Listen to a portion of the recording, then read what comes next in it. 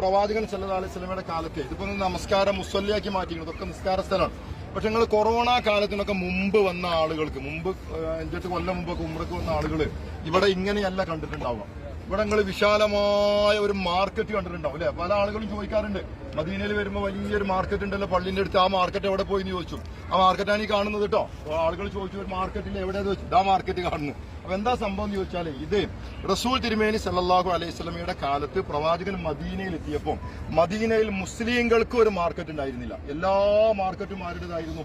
ജൂതന്മാരുടേതായിരുന്നു. ജൂതന്മാരാണ് എല്ലാ മാർക്കറ്റും ഉണ്ടാക്കിയിരുന്നത്, നടത്തിയിരുന്നത്.